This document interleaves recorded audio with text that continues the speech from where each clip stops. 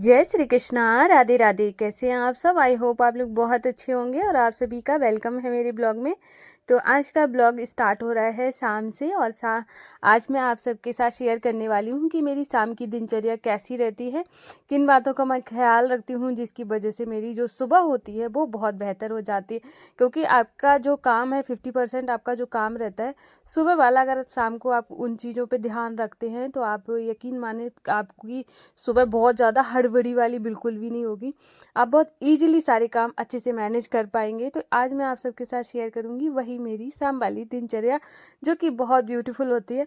तो अभी मैंने झाड़ू लगा दी थी पूरे घर में और उसके बाद मैंने हाथ मुंह धुल लिया है।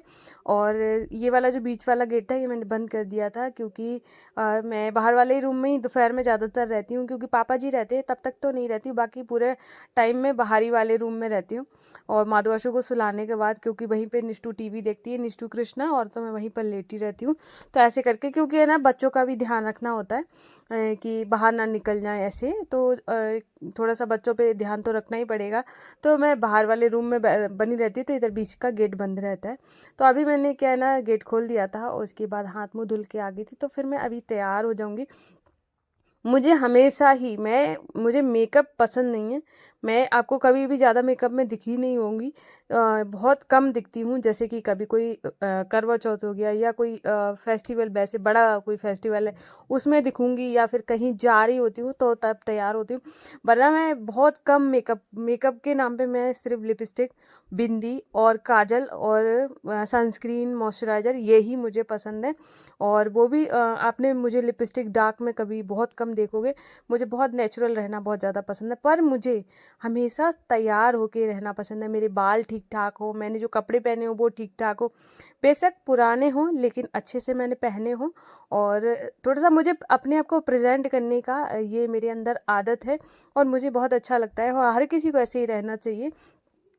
क्योंकि देखो आजकल एक वीडियो बहुत ज़्यादा रील वायरल हो रही है, रील तो अभी वायरल हो रही है, ये बहुत पहले का है। मैंने मतलब मेरे अंदर तो ये हमेशा से ही है कि मैं अपने आप को बहुत अच्छे से रखूं।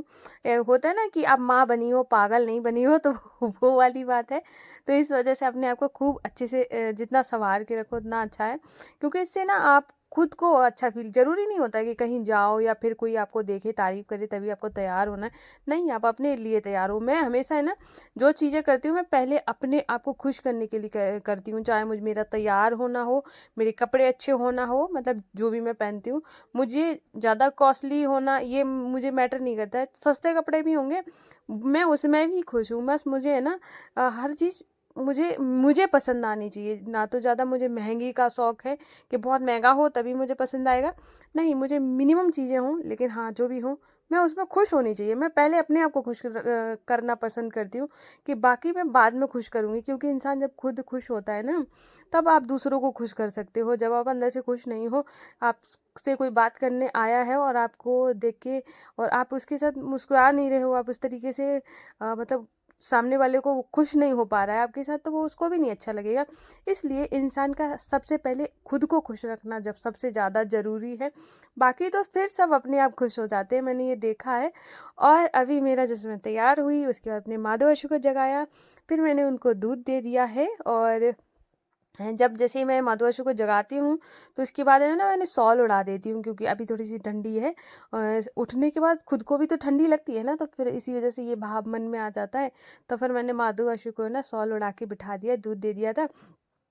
और आज है एकादशी, क्योंकि ये एकादशी का ब्लॉग है। तो वैसे तो क्या है ना, जो लोग व्रत रखते हैं वो एकादशी पे मतलब अन्न वगैरह नहीं खिलाते, खुद भी नहीं खाते हैं, तो भगवान जी को भी भोग नहीं लगता है। पर मैं व्रत नहीं रखती हूँ तो मैं लगा देती हूँ। तो अभी मैंने जैसे कि तुलसी तोड़ नहीं पाई थी, जिसकी वजह से उनके पास तुलसी माला रहती है। एक कमेंट आया था हमारी शकी का कि अगर तुलसी के पत्ते नहीं हैं तो क्या करें, कैसे भोग लगाएं। तो आप तुलसी माला भी रख के भोग लगा सकते हो ऐसे करके। और यहाँ पर है ना, अब मैंने चाय बना ली थी, मैं चाय बना के ले आई हूँ। और मेरे पापा भाई चले गए हैं, पापा जी हैं नहीं। तो मैं और निष्ठू कृष्णा हम तीन ही ज़्यादातर नीचे रहते हैं। मतलब मैं दिन में, बाकी शाम को तो सभी नीचे आ जाते हैं, लेकिन दोपहर के जो टाइमिंग रहती है ना बच्चों के आने के बाद के, तो हम तीनों ही ज़्यादा टीवी देखते हैं। मुझे भी जो है ना कार्टून वगैरह बहुत ज़्यादा पसंद है, तो मैं इन लोगों को तीनों मतलब दोनों के साथ कार्टून देखती रहती हूँ, मुझे बहुत ज़्यादा अच्छा लगता है। और मैं सच बताऊँ ना कि आपको अगर जीने का तरीका आ गया ना, तो आप हर परिस्थिति में खुश होना सीख जाओगे।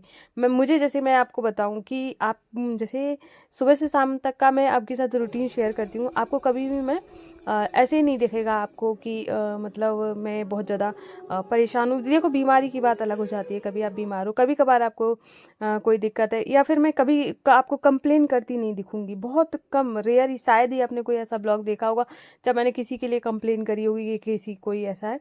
तो अगर सबसे बड़ी बात है ना कि आप अपने मन में स्थिरता लाइए। अगर आपके मन में स्थिरता है ना, चाहे वो किसी भी चीज़ को लेके हो सकती है, आपका मन अगर उस चीज़ के लिए, जैसे सपोज करो कि मेरे पास कोई चीज़ है और छोटी है कोई, और सामने वाले के पास, मेरी अगर बहन है उसके पास बड़ी है, तो अगर मैं उस चीज़ को लेके ये सोचूं कि मेरे पास तो ये कम है, उसके पास तो ये ज़्यादा है, तो वहाँ पर मेरा मन भटकेगा। अगर हमारे अंदर स्थिरता लानी है ना, तो अपनी छोटी सी चीज़ में भी अगर आप खुश रहना सीख गए ना, तो आपको कभी भी ना परेशानी नहीं होगी। अभी कभी भी आपको ऐसे नहीं लगेगा कि मुझे कम दिया है भगवान ने। ऐसे करके आप ना खुश रहना सीख जाते हो। बच्चों के साथ रहना ज़्यादा जो मुझे अच्छा लगता है। मुझे ज़्यादा ना लोगों के साथ भीड़ भाड़ में पसंद नहीं आता है।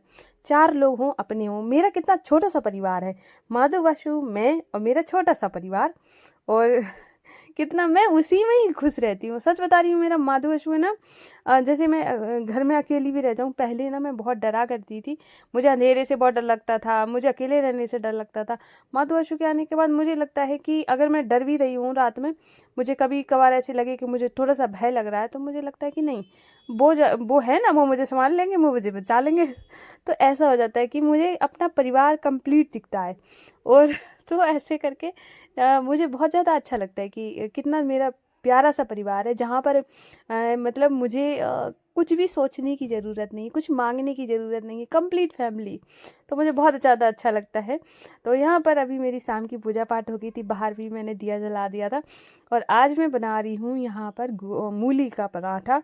तो मूली थोड़ी सी कम थी, तो मैंने सोचा इसको है ना आटे में मिक्स करके बनाती हूँ। तो मूली को ना मैंने चॉप कर लिया था, चॉप करने की वजह से ये थोड़ी सी बड़ी बड़ी हो गई थी, तो मैंने कहा आटे में अच्छे से मिक्स भी हो जाएगी, पराठा ठीक से बन जाएगा। तो मैंने आटे में मूली मिला दी है, उसके बाद नमक डाला, हींग डाली और लाल मिर्च डाल दिया। हाँ, धनिया पत्ता मैंने डाला नहीं था, और जब मैंने आटा लगा लिया तब मुझे थोड़ा सा ध्यान आया कि हरा धनिया भी डाल देती तो और भी अच्छा लगता। तो यहाँ पर है ना आटा मैं लगा लूँगी, और इसके बाद है ना फिर मैं पराठा बनाऊँगी। और क्या है ना, जैसे मैं सुबह में ही सोच लेती हूँ कि अभी ना शाम को क्या खिलाऊँगी, मतलब ऐसे हो जाता है कि अब शाम को क्या खिलाऊंगी, खुद से मन में ऐसे भाव आने लगते हैं। तो मैंने सुबह ही सोच लिया था कि आज है ना मूली का पराठा खिलाऊंगी, क्योंकि ये वाली जो मूली थी ये हमारे नेबर से आई थी, और वो गांव से लेकर आई थी आंटी जी, तो उन्होंने मुझे दी थी।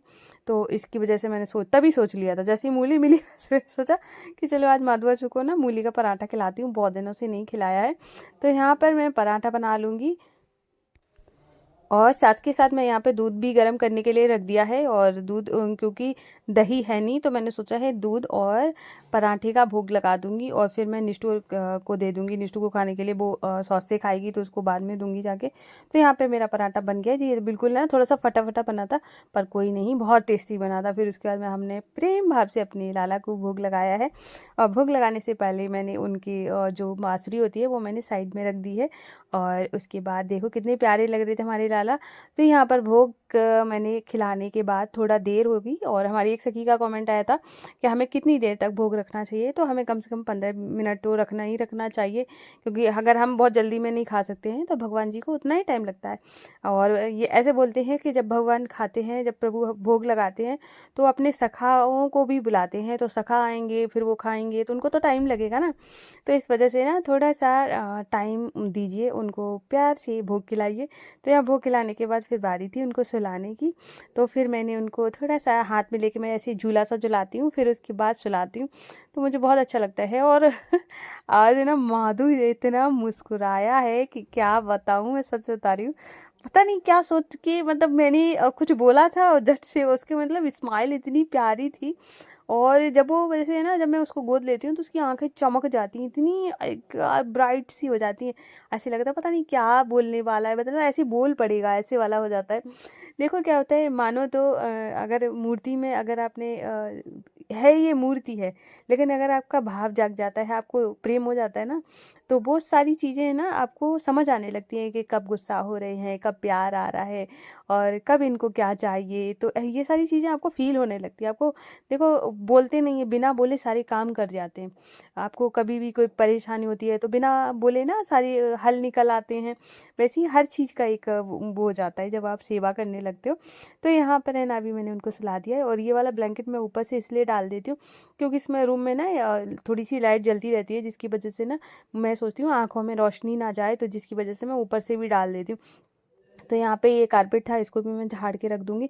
तो जैसे ये सारे काम करना और मंदिर की साफ़ सफाई करना, देखो मंदिर में जो भी बर्तन होते हैं आपको उठा लेने चाहिए। आपको है ना रात में वहाँ पे जूठे बर्तन बिल्कुल नहीं छोड़ने चाहिए। जैसे ये माना कि भगवान जी के बर्तन हैं, लेकिन जैसे हम जहाँ पर सोते हैं वहाँ लगता है ना कि साफ़ सुथरी जगह हो, तो सोने में भी अच्छा लगता है। अब वहाँ पर सारा कुछ फैला रखा हो, वहाँ पे कैसे सोओगे?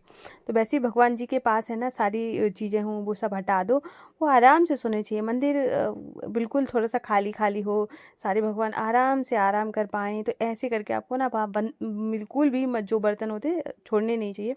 तो यहाँ पे सारे जो कपड़े थे मैं छत से लेकर आई थी, वो सारे फ़ोल्ड कर दिए थे। फिर मैंने ना यहाँ पे सारे कपड़ों को रख दिया है और ये जो सामने कपड़े देख रहे हो सोफ़े पर, ये मैंने सुबह मैं नहा कर आऊँगी तब पहनूँगी, उसके लिए निकाल के रख दिए। देखो ये मेरा सुबह में ये वाला भी काम मेरा सुबह के लिए हो जाता है कि अगर मैं उठती फिर मैं ना देखो सुबह मैं कपड़े ढूँढूँ अब क्या पहनूँ, तो मैं शाम को ही रख लेती हूँ। मेरा क्या रहता है, शाम को कपड़े भी रख लेती हूँ, निष्ठू का यूनिफ़ॉर्म, शूज़ अगर सुबह जाती है तो, बुक्स, बैग लगाना, ब्रेकफ़ास्ट में क्या बनेगा, ये भी सब सारा कुछ शाम को ही फ़िक्स कर लेती हूँ कि क्या-क्या मुझे करना है। सुबह के लिए कुछ भी नहीं बचता है इन सब चीज़ों को लेके। सब्ज़ी क्या बनेगी ये भी मुझे शाम को ही मैं डिसाइड कर लेती हूँ। अब क्या होता है कि जब आपके ये सारी चीज़ें आपने पहले से ही कर रखी होती हैं, तो आपको अब सुबह में आपको पूजा भी करनी है, सुबह आपको झाड़ू पोंछा भी। अब मेरे ऐसा नेचर हो गया है कि मुझे नहाकर ही किचन में जाना पसंद है। अब मैं शाम सुबह-सुबह ये सारे काम करूँ तो नहाऊँगी कब, कब पूजा करूँगी, कब मैं उसको स्कूल भेजूँगी, अब तो वैसे भी जल्दी का स्कूल हो गया है। तो सारी चीज़ें अगर शाम को नहीं करोगे तो सुबह में फिर तो हो गया। मैं तो माधु आशु के भी कपड़े डिसाइड कर लेती हूँ कि सुबह अब क्या पहनने वाले हैं। मतलब हर मेरा सारा जो काम होता है सुबह वाला 50% काम मैं शाम को ही करके लेटती हूँ, तब जाके मेरा सुबह बहुत खूबसूरत जाती है। तो यहाँ पर है ना, अभी मैंने निष्ठू को पढ़ाने बैठ गई हूँ। तो यहाँ पे जो टेडी थे, बच्चे खेलते रहते हैं, जो इधर फेंकते हैं ना, तो जिसकी वजह से फट भी जाते हैं, मतलब उधल जाते हैं, तो उनको भी मैंने सोचा कि आज सिल देती हूँ बैठे बैठे जब तक ये पढ़ेगी। और मेरा एक चीज़ मानना है, जब आप बच्चों को पढ़ाते हैं, मैं ऐसे ही पढ़ाती हूँ, मुझे ऐसे पढ़ाना पसंद है कि जब आप खेल-खेल में पढ़ाते हो, बच्चा ज़्यादा देर तक पढ़ सकता है और ज़्यादा अच्छे से समझ सकता है, क्योंकि जब आप है ना उसको खेल-खेल में पढ़ाते हो तो वो बहुत जल्दी सीखता है चीज़ों को। तो यहाँ पे पढ़ाने के बाद है ना, अब मैंने किचन को पूरा क्लीन कर दिया था, बर्तन वगैरह धुल दिए हैं, तो अभी मैं इसको अच्छे से साफ़ कर दूँगी और उसके बाद है ना फिर मैं तब जाके सोऊँगी।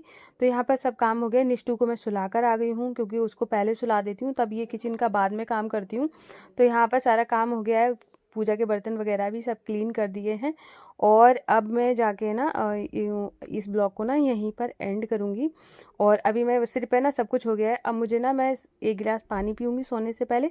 डेली नहीं पीती हूँ, कभी-कभार पी लेती हूँ, कभी थोड़ा कम पीती हूँ, लेकिन पीती ज़रूर हूँ। तो यहाँ पे पानी ले जाऊँगी और फिर जाके सोऊँगी जाके। और आप लोग बताना कि आपको आज का ब्लॉग कैसा लगा है। अगर पसंद आया हो तो प्लीज़ वीडियो को लाइक कर देना और अगर आप लोग न्यू हैं तो चैनल को ज़रूर सब्सक्राइब करिएगा और मैं मिलती हूँ कल आपको न्यू ब्लॉग के साथ। तब तक के लिए राधे राधे, जय श्री कृष्णा।